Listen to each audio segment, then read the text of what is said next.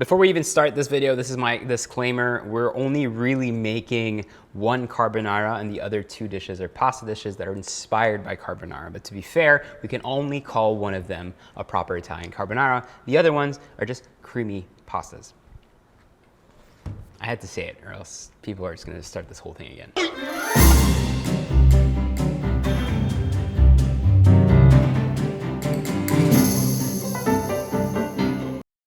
I'm about to do something that's gonna get me a lot of hate, but sometimes that's what's necessary. So today we're gonna be making one of my most controversial dishes that we always get in trouble for making. It's carbonara.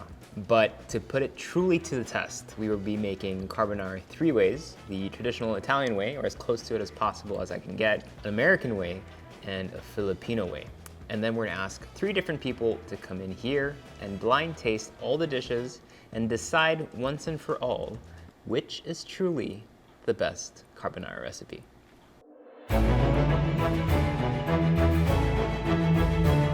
So let's start with the Italian one. All we're gonna need is some guanciale. We're actually gonna remove the tough skin part and really just use that and cut that into chunks. Some black pepper, some Parmigiano, Gran Panado, or some pecorino sometimes is acceptable. Egg yolks, salt for your water, and then obviously some spaghetti. The spaghetti today we're gonna be using is from IDEAL Gourmet, one of my favorite ones because it holds nice firmness because it does have durum wheat semolina as one of the main ingredients, which does give it kind of like more of that toothiness. It's available nationwide, so you can find this anywhere. And finally, some cream. No, I'm kidding. So we're gonna start with our guanciale.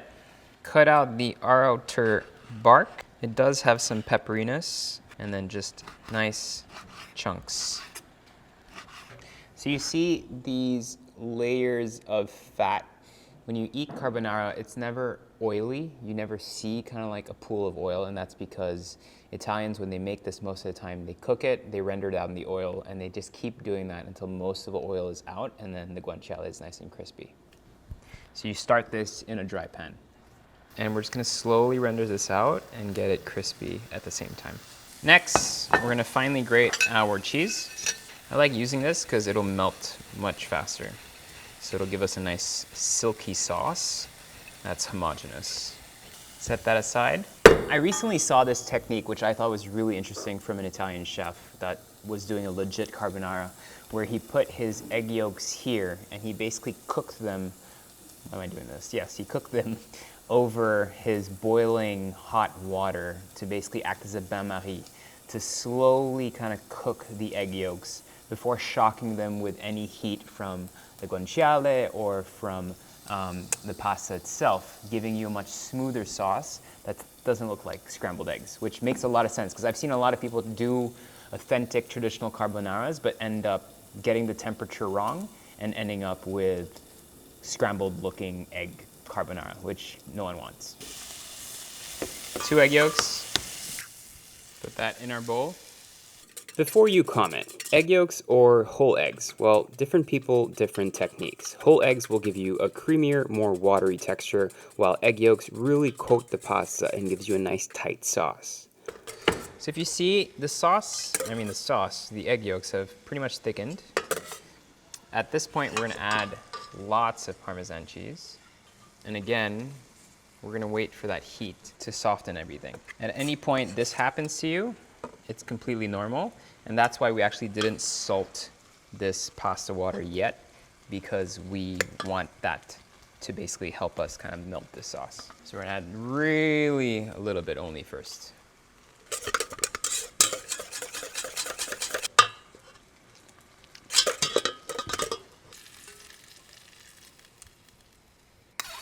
You're gonna remove as much of that oil as possible, and then that goes back onto low heat to render more fat if needed. Now that we've already used that pasta water, now we can actually salt it and cook our pasta. This should take about 10 minutes to cook. I prefer using spaghetti for this dish. However, you can use all of IDEAL Gourmet's other variants, from fettuccine to linguine. Now we can actually start on the American and the Filipino versions. One's gonna be bacon and the other one is going to be ham. So for the bacon, we're just gonna chop that up, and then we're gonna render that fat in the pan with some water in a cold pan first. For the Filipino, we have some sweet-ish ham. Same, a little bit of water in the pan to cook everything down. So for the American version, we are gonna be using some eggs as well, some Parmesan cheese, some cream, and some pepper. And then for the Filipino version, this is where things get interesting. We're gonna be adding some onions, some garlic, some canned button mushrooms, very, very critical, some cream, and some cheddar cheese, and some pepper. Garlic and onions for the Filipino one. For our American version, we have our cream, to which we're gonna add some egg yolks. To that, we're gonna mix in some cheese. Filipino mushrooms, American, our cheese, egg, and cream mixture. At this point, we're using residual heat. The Filipino one is still cooking down for a few more minutes. Black pepper on both.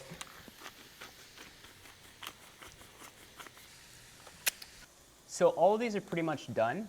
Now for the Italian one, all we have to do is take a cold pan. We're not even gonna heat it up, it's just to mix it all together while we finish off these two pastas as well by just adding the finishing ingredients as well as the pasta itself. Some cream for the Filipino one. You could adjust with salt here for the Pinoy style one, even the American one, but for the Italian one, ideally your pasta and your guanciale and your cheese is salty enough that you wouldn't need to add any salt. You transfer your carbonara sauce to your pan.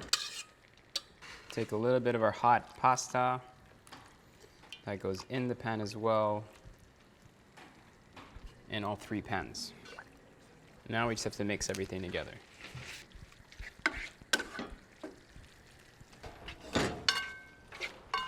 Add back the guanciale to our Italian one.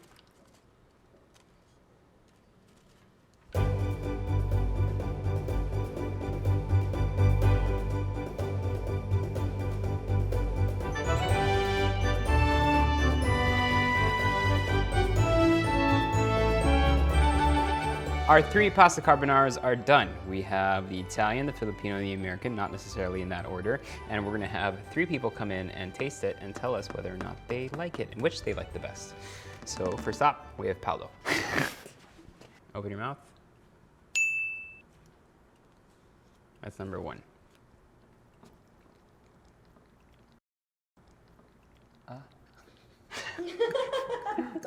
Not yet, I'll tell you. Was he standing there with his mouth open the whole time? Big, big, big. There, sorry. There. Okay, which do you prefer? 1, 2, or 3? Yung 3. Ako. The third one? Yeah, Really? weird. Why? I don't know. Hindi siya ganun masyadong matamis. I don't know. Parang yun yung taste ko Did it feel less creamy, more salty, less salty? Less creamy. Pero okay naman yung 1 and 2. Pero yung sa akin lang, sa taste ko lang yung 3. 3. Yeah. The Italian one, so you like the traditional one? Yeah. Nice. Thank you, Paolo. Yeah. Salamat. Okay, jump. I'm kidding. That was surprising, to say the least. I did not expect that. Next taste tester, Kleo. Yeah, don't be afraid. Don't be afraid. Oh, there's a hole there. Nope, I'm kidding. Number 1. A bit too creamy for me. Okay. Yeah, and I can taste the cheese. Number 2. I tasted the meat here, and the cheese tastes more saltier. Okay. Got away from me. There. I feel like the other two ones extreme sila. Okay. Like the saltier one is the second one. Very fair. The first one is the creamiest, like the cheesiest. Not, I think, too cheesy for me. The third one is just right.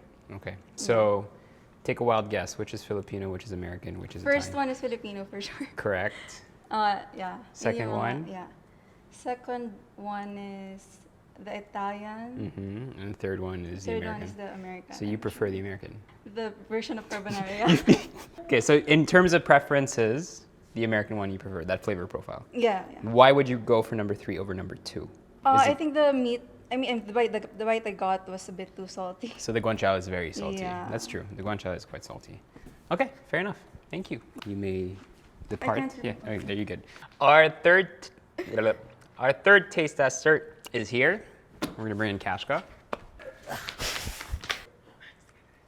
Okay. Number 1. Has like a weird aftertaste. Interesting. I feel like it's the cheese. It's okay, but it's kind of weird. Number 2. That was better. Really? Yeah. That's not super shocking, but. I feel like the oil is different, no ba? Mm, Or I like it better because it's a bit oily. Not so baboy. I feel like that's a... Oh my god. It tastes like bacon. Okay, It's a bit salty. Okay. moment of truth, decision time. Which was your favorite? The second one, for sure. Really? Yeah, Okay. the second one. I don't know why. And but which was your least favorite? the first one. Like, I love cheese, but then the first one was a bit weird. Like, Okay. the cheese wasn't that good, I think.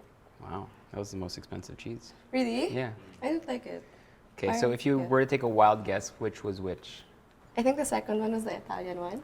Was it? No. That was No? Filipino one. Really? Shit, I have no taste at all. Yeah. The Okay. second was Filipino. The third one was definitely the American one. Correct. And then oh my gosh, the Italian The first one was the Italian one. Oh, okay. I didn't like it. You can walk Don't away. make me. You can walk up this way. Okay. So taste tester number 1 preferred the Italian one. Taste tester number 2 preferred the American one. Taste tester number 3 preferred the Filipino one. If I taste them, they're very, very, very, very distinct in terms of flavor. They're all good in their own categories. The Filipino one, primary flavor for me is the sweetness of the ham and the quick melt cheese, which really defines that flavor. And so if you like that, you're gonna gravitate towards that. The American one is, like what Kashka said, very baboy. Feels like the creamiest one. It feels like it has the most oil because of the bacon that was rendered. And because it has the liaison, which is the cream, egg yolk, cheese mix and then cooked, it does feel really creamy and really fatty. So for people who look for heavy carbonara, this is probably your best bet. And then finally the Italian one. I mean, and I don't want people getting mad in the comments saying I didn't cook it properly, because it tastes like the carbonaras I've had in Europe or in Italian restaurants. And it's very clean tasting. The Parmesan really comes through, the guanciale really comes through. And the pasta here is really kind of like not overwhelmed by any of the other sauces. So I think here you taste more of the pasta and the Parmesan and the guanciale. But I think when you compare it to all of this, these feel more decadent, and that's why maybe someone would prefer one over the other. So what is the conclusion? I have none for you. People at the end of the day will eat what they want to eat and what they like to eat, and this just proved it. To be fair, this is the only one we can officially call carbonara. These two we can only call like pastas that are inspired by carbonara. So it just shows you why people change things in the kitchen to fit their taste buds. I'll see you guys in the next video.